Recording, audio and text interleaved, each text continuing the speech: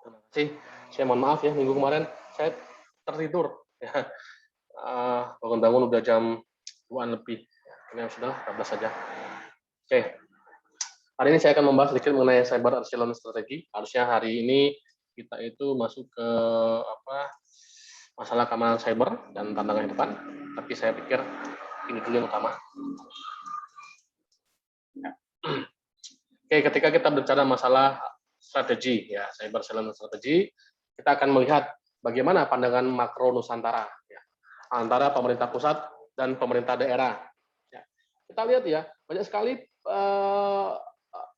kebijakan-kebijakan ya antara pusat dan daerah itu banyak yang sering kita lihat kadang overlapping, ya, kadang overlapping, bahkan terkadang itu pesannya itu antar pusat dan daerah itu tidak kurang sinergi. Ya. Apalagi sekarang kita lihat ya kasus-kasus baru ini, teman-teman sudah lihat kasus-kasus baru ini, ya aplikasi Satria. Sudah lihat aplikasi Satria? Ya. Sudah? Tahu, Pak. Nah, ya. Kalau teman-teman aplikasi itu. Yang mana? Mana, Mas? Aplikasi itu kan Pak, apa yang manager itu kan Pak ya? Ya? Gimana, Mas? Aplikasi Satria? Satria aplikasi itu. Aplikasi gitu yang password manager itu. Benar sekali. Nah, ini kan lagi rame kan? Aplikasi Satria, dananya 3 miliar. Ya. Kemudian kita lihat sendiri desain UI UX-nya bagian seperti apa. Nah, ini kalau teman-teman pernah membuat aplikasi berantakan, Pak. Kalau teman-teman pernah melihat ya aplikasi-aplikasi yang serupa, ya, saya pikir teman-teman masih lebih hebat lagi lah membuat bagaimana membuat UI UX-nya, ya. Nah, kemudian bagaimana kalau ini dia mengenerate sebuah password, ya. Ceritanya aplikasi Satria ini itu untuk melakukan mengenerate password. Nah, memang ribut ya, ada yang mengatakan ini bisa offline, online dan lainnya nanti. Ya, nanti teman-teman bisa bahas sendiri lah, ya bagaimana atau melihat bagaimana aplikasi Satria itu bekerja. Ya. Nah, di sini akan kita perlihatkan Mas ya. Maksudnya bagaimana pandangan makro Nusantara antara pusat dan pemerintah daerah. Ya. Nah, kita lihat banyak sekali kan. Kemudian yang kasus-kasus sebelumnya, ya kasusnya data BPJS, ya. Kemudian kita lihat juga bagaimana tanggapan pusat, bagaimana tanggapan daerah, ya rame-rame mengatakan pemerintah daerah, ya semuanya tolong lakukan menggunakan VPN, ya supaya aman datanya. Nah, pusat sama daerah saya lihat belum ada koordinasi yang bagus. Nah, sini akan kita lihat ya. Nah, pada prinsipnya, prinsip keamanan cyber, internet itu jejaring yang menghubungkan jaringan komputer. Nah, di sini kita lihat kekuatan sebuah rantai itu sangat bergantung pada sambungan terlemah. Kenapa? Sekuat apapun rantai itu, ya, ketika ada sambungan terlemah, dia akan sangat bergantung pada sambungan terlemah itu. Kenapa? Begitu sambungan terlemah itu putus, maka selesailah sudah. Karena kita melihat banyak sekali titik-titik atau poin-poin ya yang memiliki kecelakaan. Makanya di sini kita katakan your security is my security. Sehingga apa? Ya, ketika terjadi cyber warfare, ya, sehingga ketika cyber war tadi teman-teman dari kalangan dari militer, ya, teman-teman dari kalangan akademisi, teman-teman dari komunitas, nah itu saling bahu membahu menjaga keamanan yang ada di kita. Ya. Secara tidak langsung. Ketika kita konflik sempat memanas dengan Malaysia, bagaimana kan perilaku teman-teman cyber, ya kita lihat. Maka saya katakan kekuatan sebuah rantai sangat bergantung pada sambungan terlemah. Ya. Walaupun rantainya itu terbuat dari baja sekalipun, tetapi ketika ada satu buah potongan ya yang disambung menggunakan plastik, ya, maka itulah titik-titik terlemahnya. Ya, kan ada yang berperilaku konyol kan, ya, sehingga ketika yang lainnya kuat, sehingga yang satu lagi dipermudah. Imbasnya seperti tadi, ya. Bukti satu apa? Kita lihat ya Mas ya. Bagaimana data server KTP kita, ektp kita? Ada yang tahu tidak? Awal-awal data server ektp kita di mana? Nah, sistemnya oke, sudah bagus ya. Tetapi ketika itu bukan kita yang kelola, maka Di sanalah salah satu letak dari kelemahan kita. Ya. Orang lain bisa saja meremot dari jarak jauh kan. Kemudian belum lagi data-data yang lain. Kita lihat lagi ya, di sini ada paradigma cyber six. Kenapa disebut dengan cyber six? Ya, di sini terjadi sebuah paradoks antara manfaat yang diberikan oleh internet dengan risiko yang mengancamnya. Ya. Nah, kita lihat pertama kali ada cyberspace. Ya, ada ruang lingkup dari sebuah cyber. Nah, ketika ada ruang lingkup cyberspace tadi, ya, ruang lingkup dari cyber, maka akan muncullah namanya cyber threat. Apa itu? Ya, kita akan lihat mulai muncul ancaman-ancaman. Setelah ancaman-ancaman, maka akan muncullah namanya cyber attack. Nah, ketika ada cyber attack, orang akan berpikir bagaimana untuk mengamankannya dari serangan-serangan tadi. Ya. Setelah muncul cyber security, ya, maka muncullah namanya cyber crime. Orang yang berhasil masuk, ya, yang memanfaatkan celah-celah tadi disebut dengan cyber crime tadi kan.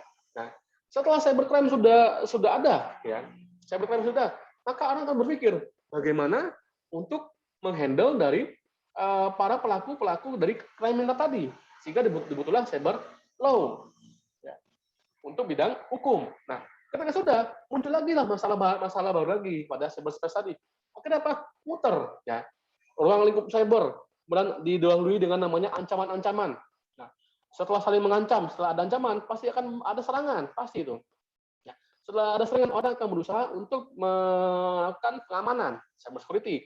Setelah ada, ya, akan muncullah namanya, oh ini cybercrime, oh ini pelakunya, ini divisinya, ya, divisi polisi dan cybercrime, ini pelakunya. Kemudian bagaimana melakukan kategori-kategori dari cybercrime. Nah, setelah ada, ya, orang akan berpikir bagaimana untuk memayungi, ya, secara hukum biar ini kategori legal. Nah, selama ini kan orang bisa berasumsi, ya, bahwa itu legal, bukan bahkan sesuatu yang ilegal.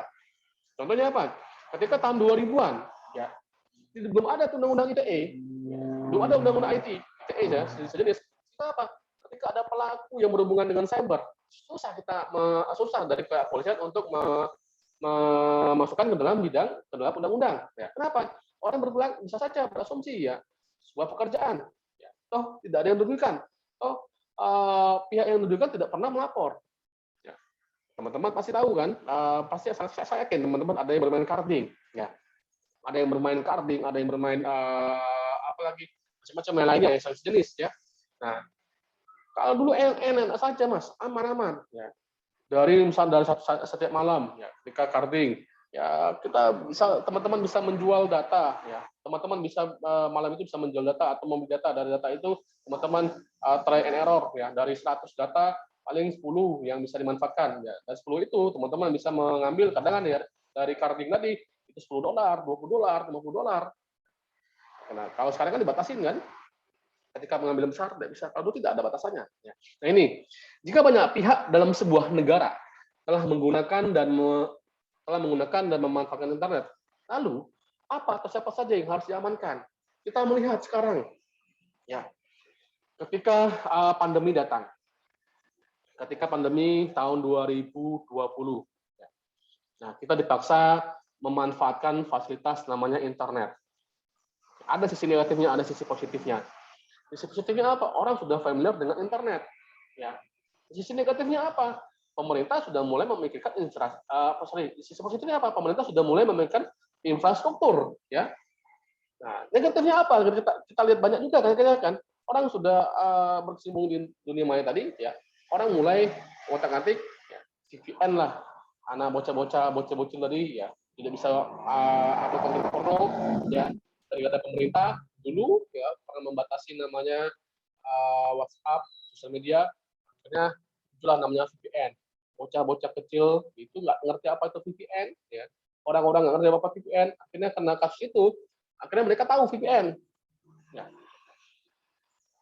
Mesin punyanya Kominfo yang harga puluhan miliar, ratusan miliar, ya, untuk memblokir konten porno itu hilang dengan VPN yang ukuran kapasitasnya nggak lebih dari 5 MB installernya. Ya, VPN selesai semua kan. Nah, apalagi, ya. Nah, kemudian apalagi yang harus diamankan banyak sekali kan. Kita lihat, apalagi sekarang semuanya apa-apa aplikasi harus menginstal ya kayak Peduli Lindungi, kemudian apa lagi aplikasi lain, harus ada NIK, nomor telepon, nomor kontak dan lain-lainnya. Data kita sudah kayak di bawah box saja. Ya. Kemudian apa lagi ya, yang baru-baru ini lagi pemerintah meluncurkan aplikasi yang menurut saya sih nggak jelas sih. Ya. Nah, teman-teman bisa saja nanti membuat itu menggunakan teknik kriptografi sederhana untuk membuat password. Menggunakan teknik kriptografi sederhana saja tidak masalah saya pikir. Ya, menggunakan kriptografi rotary, geser 3 ke kanan.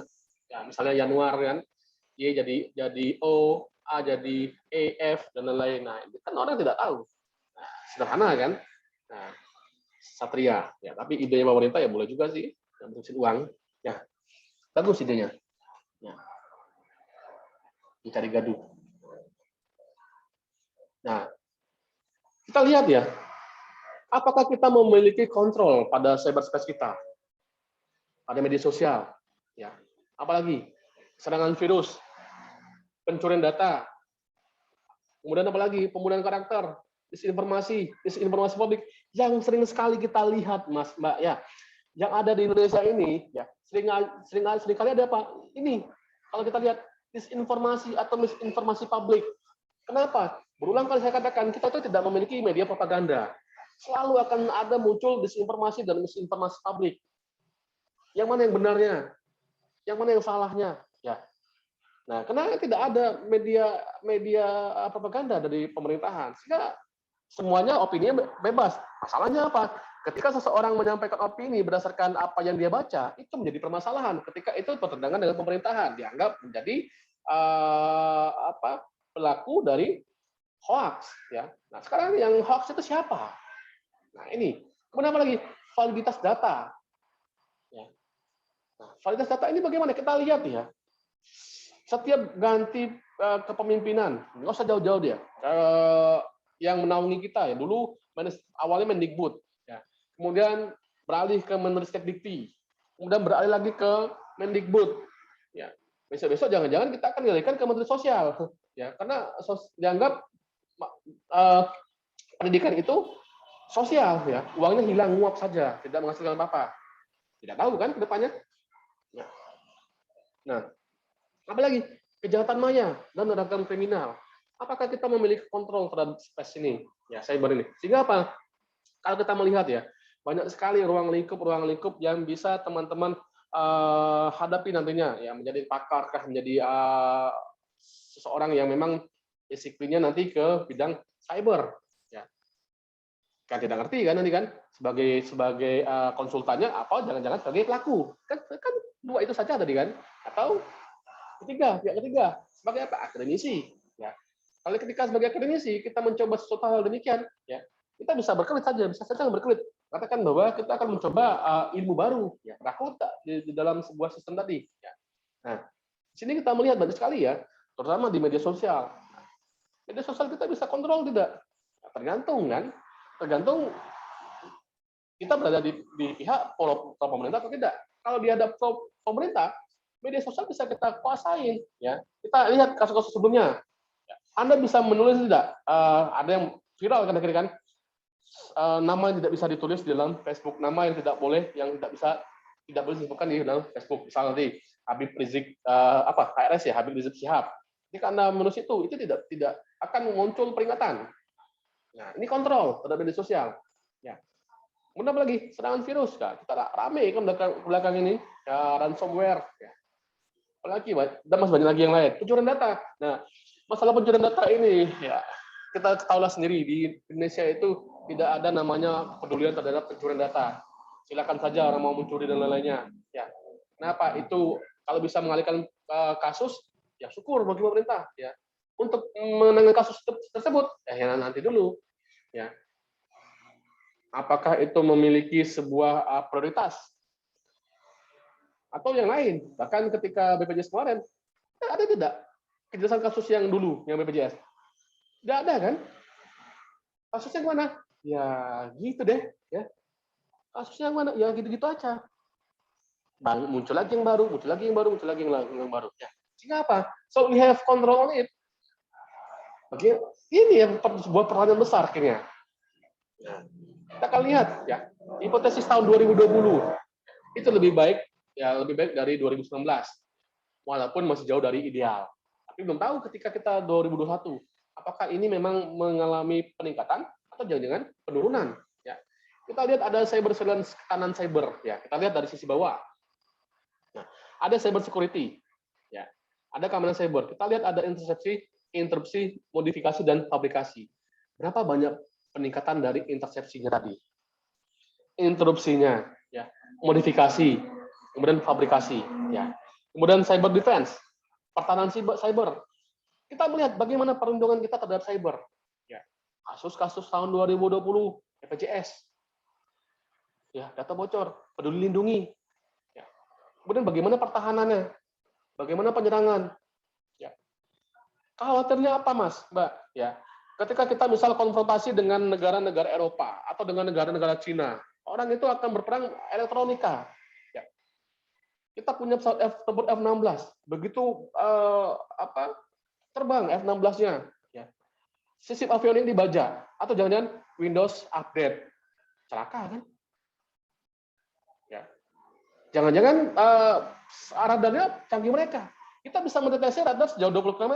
Mereka bisa mendeteksi radar 100 km dan jamming. Kita masih mencari, mereka sudah menemukan. Ini pertahanan. Ya.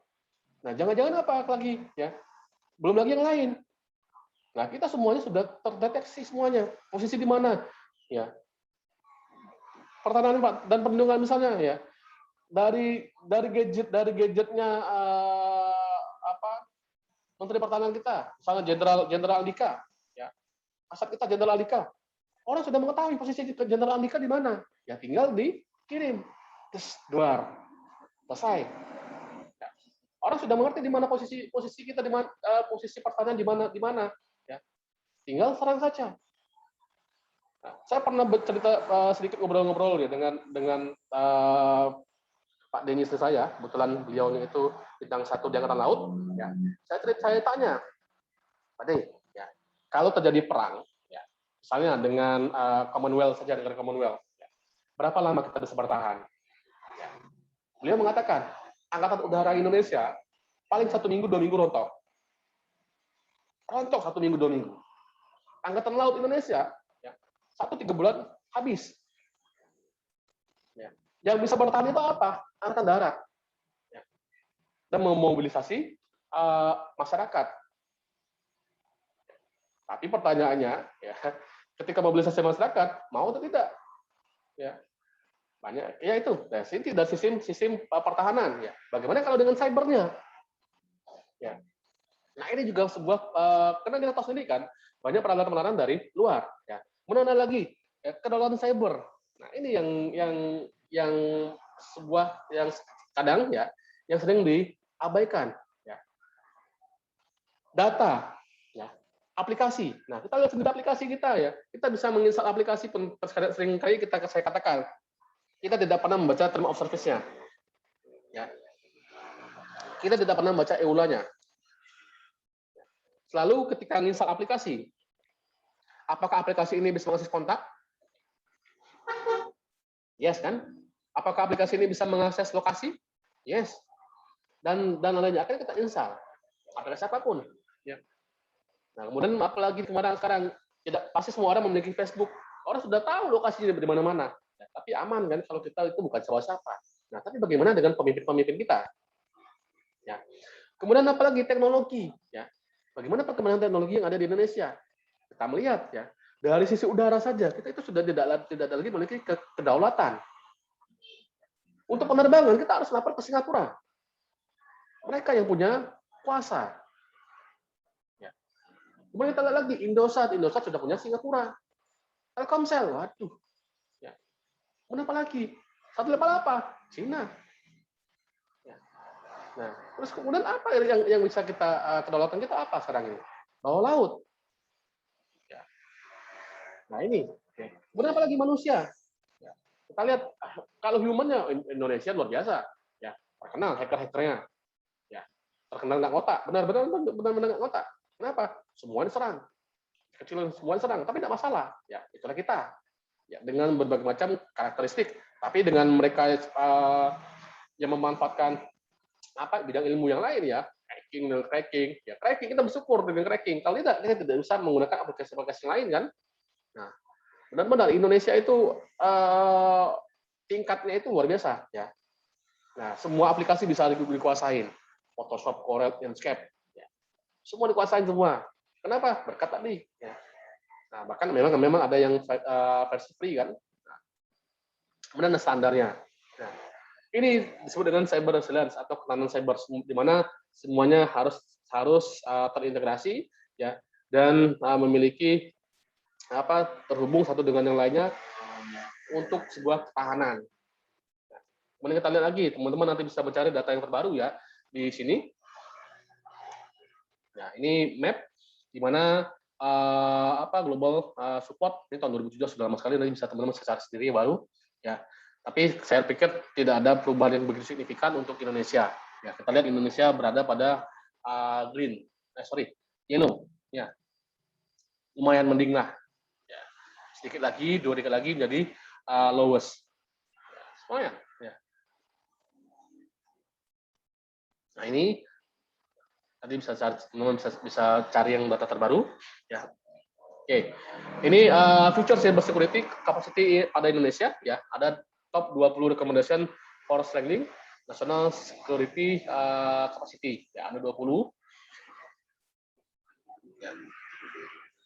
Di program utama Kominfo, kalau kita melihat, ya, itu berdasarkan nawacita dan agenda pembangunan nasional yang memberikan manfaat signifikan bagi rakyat dan negara. Ya, ini tahun 2019-an kalau salah saya. Untuk ini ada kemaritiman, energi, ya, sumber manusia, ya, dan memang saat ini pemerintah fokus pembangunan pemerintahan Indonesia.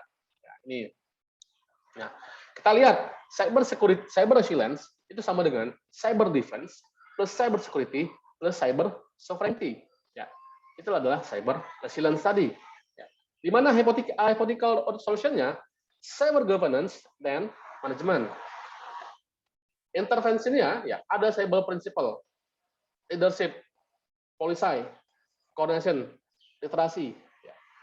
Pertanyaannya adalah, do we have control in our cyberspace? Balik ke awal tadi. Apakah kita memiliki kontrol pada cyberspace kita? Ya. Memiliki kontrol tidak? Ini yang menjadi sebuah pertanyaan besar. Kalau kita tidak memiliki kontrol pada cyberspace kita, ya sudah selesai. Makanya kita dilihat di awal tadi ya, ketika terjadi cyber pencurian data, ya, bagaimana proses penanganan pencurian data ini? Tidak pernah terselesaikan kan? Apakah yang kita sebagai korban pernah mendapat rugi? Ya, mendapatkan rugi? Tidak pernah. Kasusnya Gojek, apakah Gojek pernah dituntut sama pemerintah? Ya, membayar ganti rugi ke pemerintah terhadap data-data yang bocor? Pernah nggak? Tidak pernah kan? Kenapa lagi misalnya e-hak yang bocor? Pernah nggak pemerintah melakukan menuntut pada yang punya e-hak bahwa data sudah bocor dan memberikan ganti rugi? Tidak. Selagi itu tidak ada, ya sudah. Ya. Tapi apa? Ketika seseorang melanggar, ya seseorang melanggar itu selalu dituntut. Tapi ketika korporat, ya corporation tadi, ya dianggap hal yang biasa, saling lempar, ya. Bahkan sampai sekarang itu tidak jelas kan BPJS, apalagi yang lain-lainnya. Dan nanti ke depannya lagi, ya teman kita ini saja ke depan lagi akan banyak sekali ya dari korporat tadi yang data-data bocor bagaimana? Apakah ada sebuah solusi? Apakah ada dilanjutin? Ya. Atau jangan-jangan nasibnya sama seperti yang sebelum-sebelumnya? Ini. Nah, prinsip Pareto dan prioritas. Nah, jika tidak dapat menetapkan parameternya, maka mustahil untuk dapat mengamankannya. Keterbatasan sumber daya memaksa negara untuk menetapkan prioritas utama. Pertahanan cyber sebuah negara terletak pada postur keamanan dari masing-masing institusi yang ada. Kita lihat ya, sini ada energi, ada komunikasi, chemical, ya, kemudian DAMS, ya, DAM, Defense Intelligence, Emergency Service, Food Agriculture dan lain-lainnya. Nah, kita lihat di mana yang kira-kira prioritas. Di sini paling terakhir di sini ada nuklir, reaktor, material dan was, ya, dan limbahnya kan.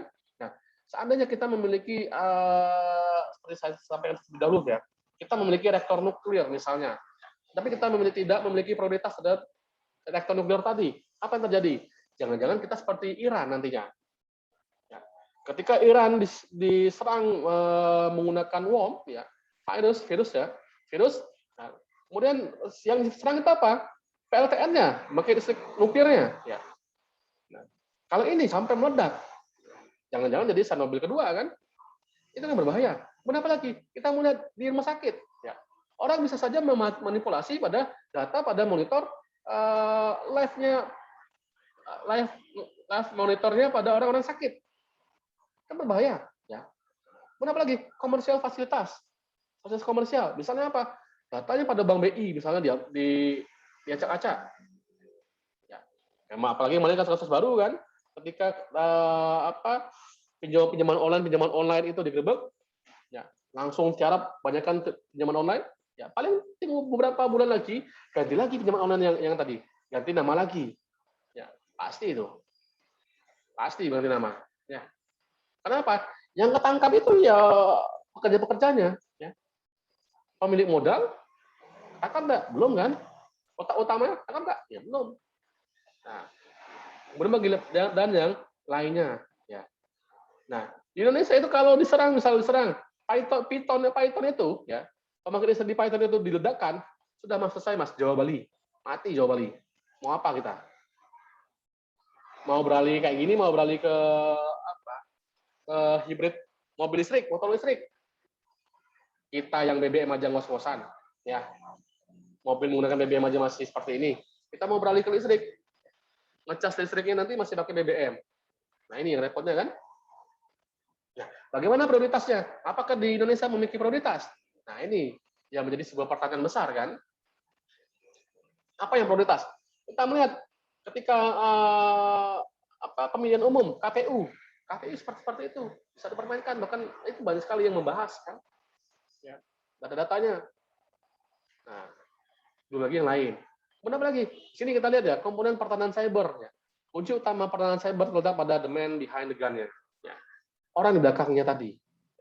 Ada manusia, proses, teknologi. Kembali lagi ke human-nya. Ya. Kemudian komponen manusia. Kita lihat. Ya. Ketika ada manajemen, IT division, ada user group, eksekutif, manajerial, teknikal. Kita biasanya di bagian bagaimana? Teknikal kan? Ada cyber army ya tadi. Nah, bocah-bocah yang baru belajar tadi suruh buat backdoor ya di Australia, di Malaysia, silakan ya. Masuk spesialis expert ya researcher itu siapa? Ya akademik kita ini, volunteer ya, relawan, ya, society of interest atau yang orang-orang yang tertarik di bidang itu tadi. Kemudian di manajerial ya ada teknologi, negosiator, international license ya, legal. Nah, kemudian ada eksekutif, cyber strategi, CSO ya. Kemudian formal institution, informal leader. Nah, ini komponen pada manusia. Lalu ada komponen proses ya. Sini kita lihat awalnya adalah mengamankan, kemudian bertahan, setelah itu menyerang, safeguard, defense, offense. Nah, mengamankan bagaimana kita melakukan virtual private network, ya, VPN tadi, misalnya, atau menggunakan biometrik dan autentifikasi. Kemudian ada lagi PKI, ya. Nah, PKI itu bukan komunis Indonesia, ya. Kemudian dan kriptografi. Ya. Bertahan. Di sini kita lihat institution detection, incident response, malware analysis, ya, forensik investigasi. Kemudian menyerang, bagaimana kita melakukan proses penyerangan, ya, hacking, ya, penetration test. Nah, di sana teman-teman ketika sudah bosan di hacking, ya teman-teman bisa beralih ke penetration test. Ya, banyak sekali yang expert di bidang jaringan, ya beralih ke penetration test. Kerjanya nggak ribet. Satu minggu bisa dapat mobil, motor, ya, untuk melakukan penetrasi test. Ya. Atau biasanya berawal dari bug hunting, ya. Bug hunting. Nah, kalau bug hunting ya teman-teman bisa belajar sana. Atau harus attack yang lainnya. Ya. Ini teknologi. Ya. Ada hardware, software, kemudian resource. Ya. Bagaimana firewall-nya, bagaimana IPS IDS-nya, jamming device, biometric, access control, ya. software-nya bagaimana, operation system, aplikasi, sistem tools, secure algorithm, ya. Kemudian fasilitasnya bagaimana, operation center, monitoring room, ya. Nah, kemudian R&D simulator, SQL security, dan data center. Lalu, sini kita lihat karakteristik perang cyber. Ya. Teritori, perang bersifat virtual dan maya, ini lintas waktu dan negara. Semua berpotensi menjadi kawan dan lawan. Senjata teknologi tidak berarti tanpa SDM yang kompeten. Ya. Ada kolaborasi dan kooperasi merupakan suatu keniscayaan, kerjasama dan koordinasi berdasarkan asas kepercayaan atau trust. Kejadian berlangsung ekstra cepat dengan dampak yang signifikan, penyamaran dan penghapusan jejak bersifat masif, peristiwa di dunia maya menjadi pemicu utamanya, ya. Modus dan strategi semakin kompleks, variasi, dan mutakhir. Nah ini. Ya. Kemudian tantangan strategisnya, bagaimana? Ya, ini sebuah premis ya, misalnya setiap institusi yang secara langsung maupun tidak langsung berpengaruh terhadap pertada dan ketahanan cyber nasional harus memiliki postur keamanan informasi atau internet yang prima. Ya. Nah, pertanyaannya adalah, kita tidak usah jauh-jauh melihat sebuah negara. Kita lihat saja dari Universitas Jember sendiri. Apakah di kita itu di UNED, ketika misal sistem kita bermasalah, pasti orang akan melihatnya pada UPPTI, ya. Unit Pelayanan Terpadu Teknologi Informasi. Ya. Bagaimana UPPTI itu melakukan sebuah pencegahan tadi? Ya. Nah, dulu sering sekali UPPTI itu error, ngehang, bahkan anak-anak saya ya, ketika itu dari 5 orang, 1 orang kena drop out tahun 2015. Saya ingat sekali 2015 sampai 2016 itu. Ya.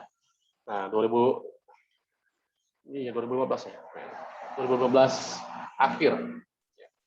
Semester genap. Nah, itu 5 orang anak saya kena ya, di mana 1 orangnya kena drop out. 4 lagi disuruh kerja paksa di UPTTI ya, karena membobol sistemnya UPTTI, dan 1 lagi itu menjual nilai ke mahasiswa lainnya. Dulu memang saya sampaikan bahwa memang ada celah di UPTTI bahwa kita bisa mengganti nilai mahasiswa. Ya. Nah, enak kan? Nah, tapi celakanya tadi 1 mahasiswa tadi dia perjualbelikan. Nah, ini yang menjadi sebuah kesalahan. Ya. Nah, memang salahnya fatal, tapi saya pikir tidak semestinya anak itu dikeluarkan, cukup dikasih sebuah sebuah teguran keras saja. Nah, dan keahliannya itu bisa dimanfaatkan. Nah, dulu saya seperti itu, tapi dipertentangkan ya. Akhirnya anaknya keluar ya, kuliah di sekolah itu STT Telkom ya. STT Telkom di Bandung ya. Dan itu lawan berat kita ketika lomba-lomba CTF. Nah, setiap institusi tersebut harus memiliki sumber daya manusia yang kompeten. Setiap institusi memiliki fasilitas dan teknologi canggih yang aman. Setiap institusi memiliki standar proses yang andal dan efektif. Lalu, di manakah ketiga kebutuhan di atas itu diciptakan? Ya, di sini, Center of Excellence for Learning, Research, and Service. Ya. Nah, ketika kita berbicara itu enak, ya. Kita melakukan konsep,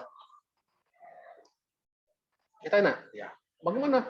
Yang Center of Excellence for Learning, Research, dan Service.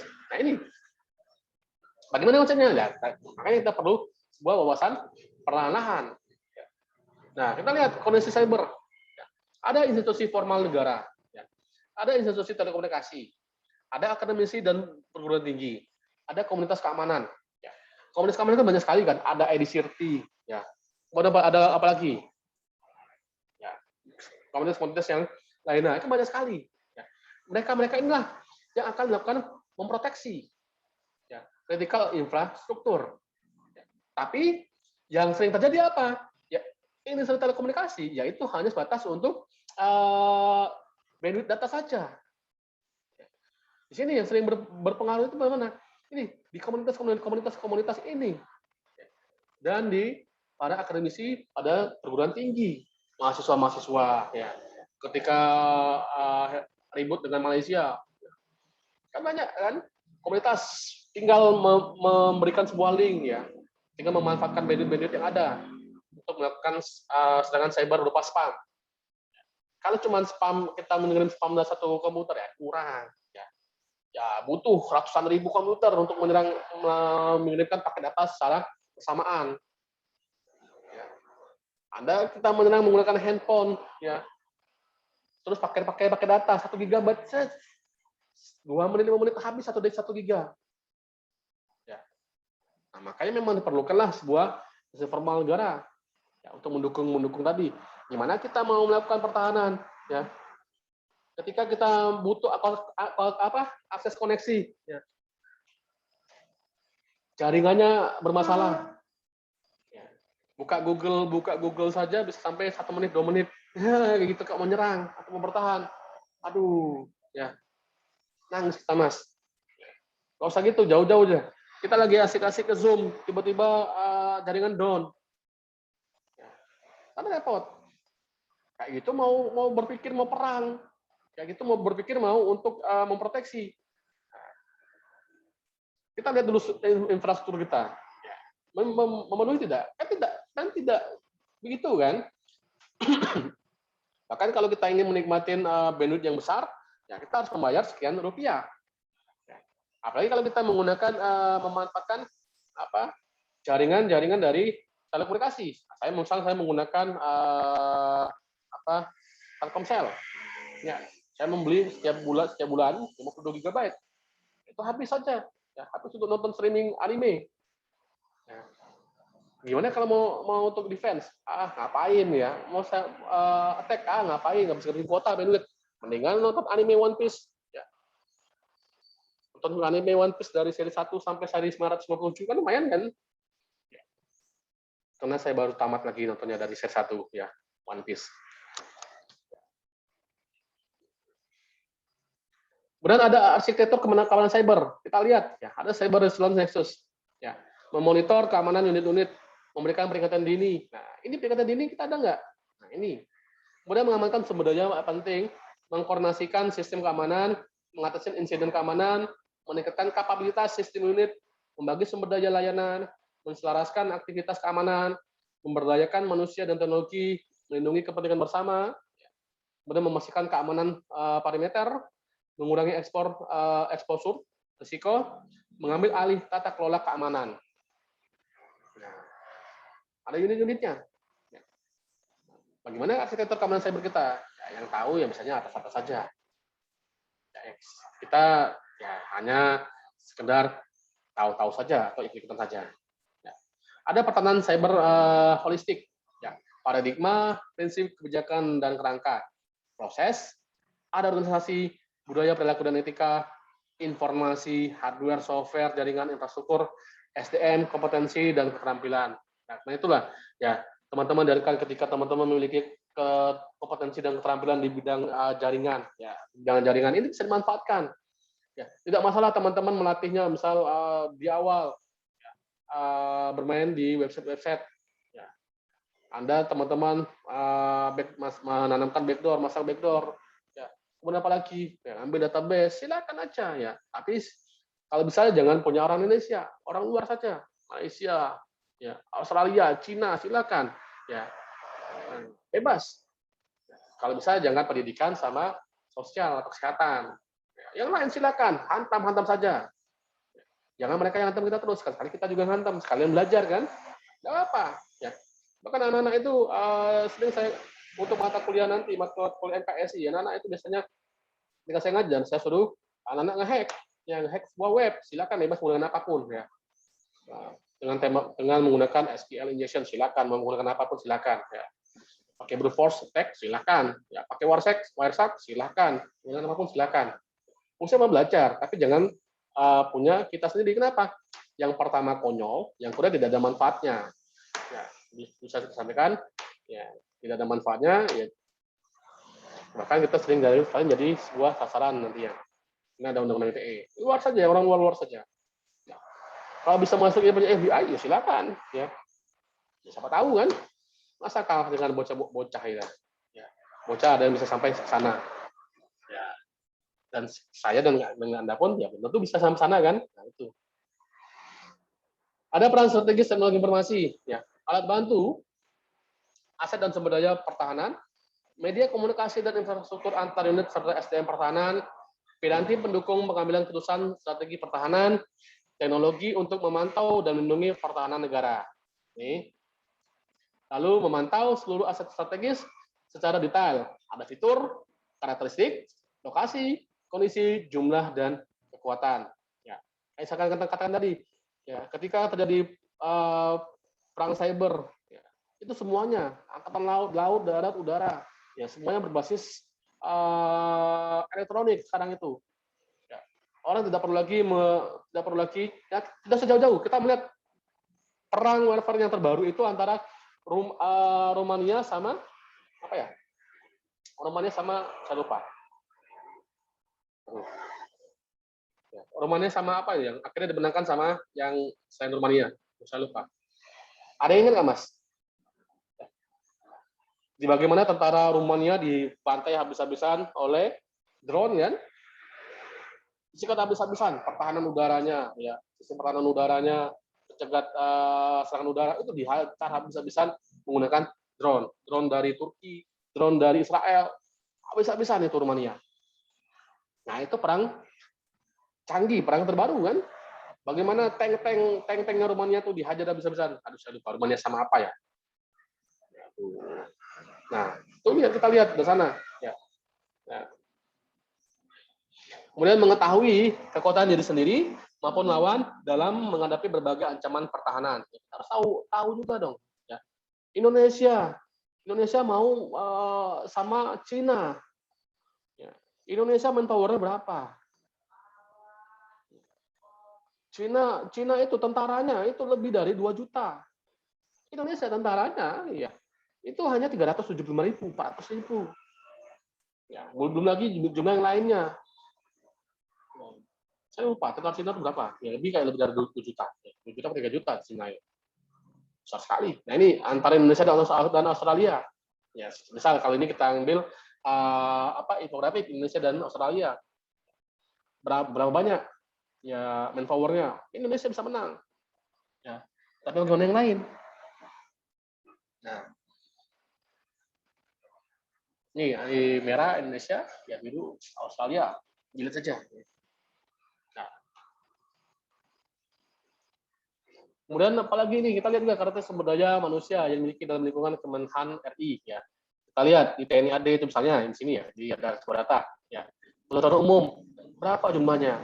Ya, perawatan, psikologi, farmasi, ya, informatika, bahasa Inggris. Nah, ini kita lihat dari sebuah farmasi ya. Nah, misal terjadi perang, berapa orang yang siap merawat tadinya? Nah, itu ya. Kemudian sisi ilmu komputernya, walaupun nanti di sini pekerjaan bisa saja administratif ya. Nah, ini bisa kita lihat. Nah, kemudian bagaimana juga menghubungkan setiap unit dan SDM dalam jaringan komunikasi yang terintegrasi dan terpadu. Bagaimana? Ya. Kita lihat saja, nggak usah jauh-jauh. Ketika terjadi sebuah bencana, bagaimana integrasinya? Kemarin, ya kita lihat kejadian bencana di Palu. Ketika Palu ya itu dihantam gelombang tsunami, kacau balau, tidak ada komunikasi, tidak ada integrasinya. Ya, rakyat panik, ya kan?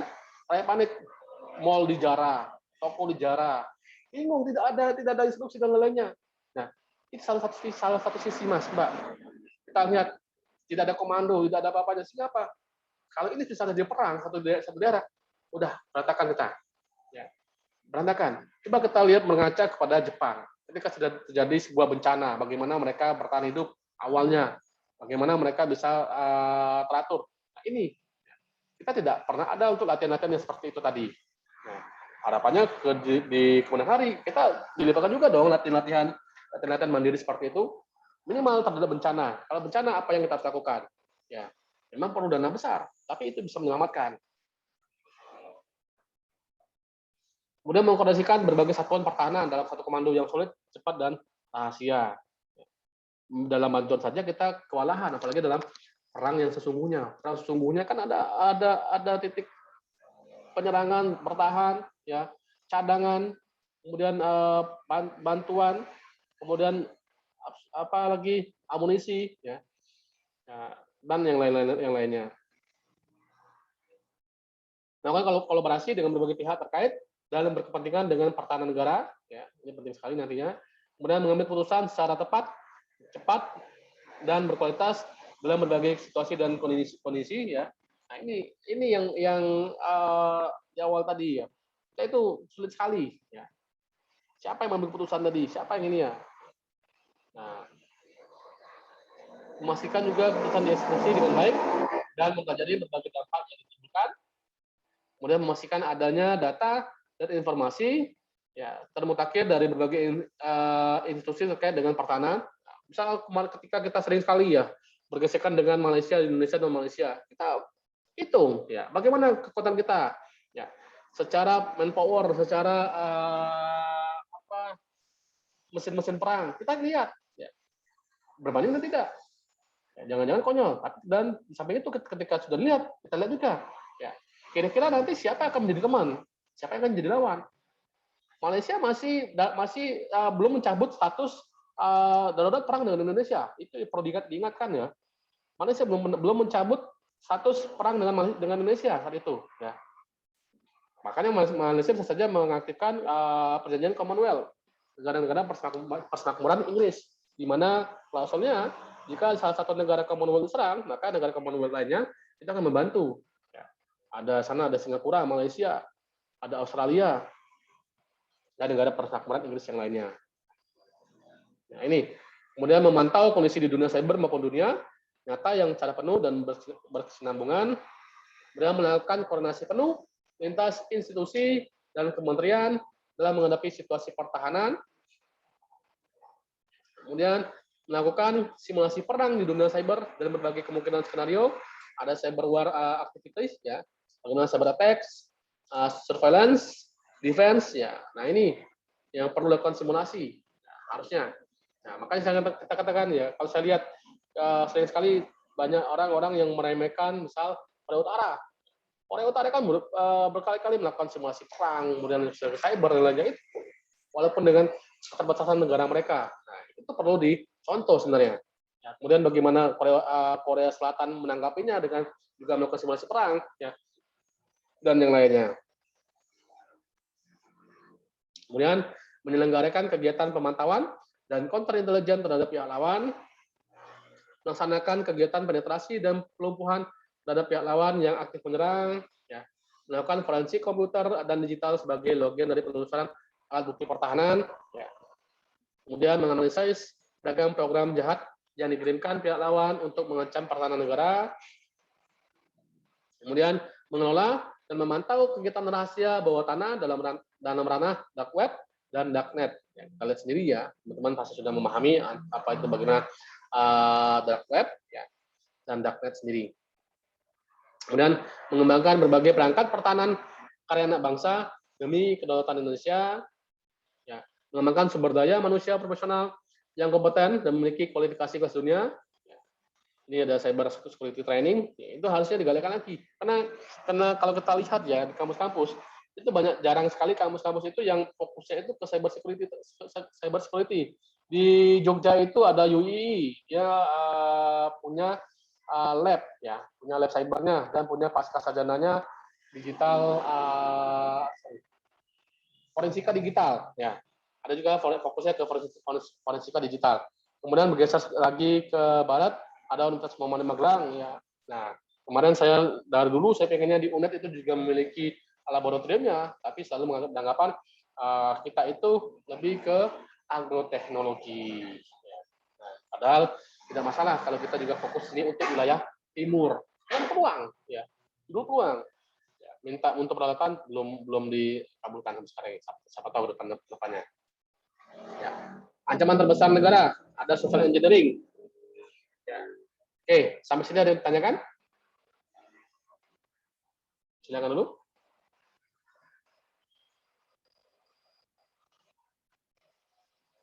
Ini budaya pertahanan cyber klasik, ya, mengganti password. Ya, setidaknya pemerintah sudah membuat aplikasi, ya, ini password, mengenkripsi pesan, ya, dan data penting. Teman-teman bisa membuat teknik kriptografi sederhana saja menggunakan ini.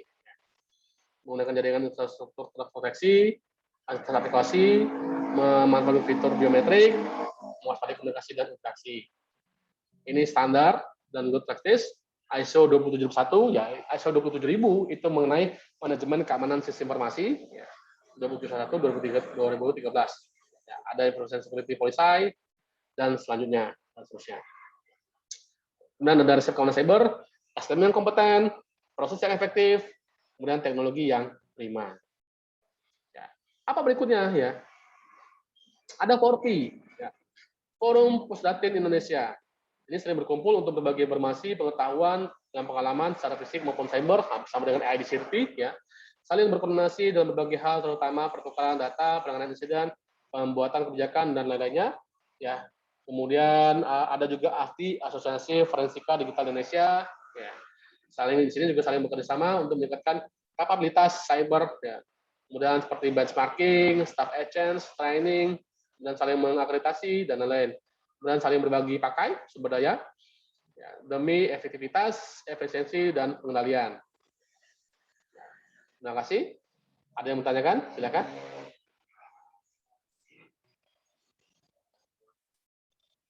Ada yang mau ditanyakan? Tidak ada?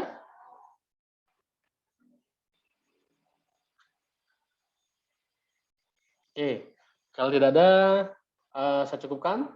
Sekian.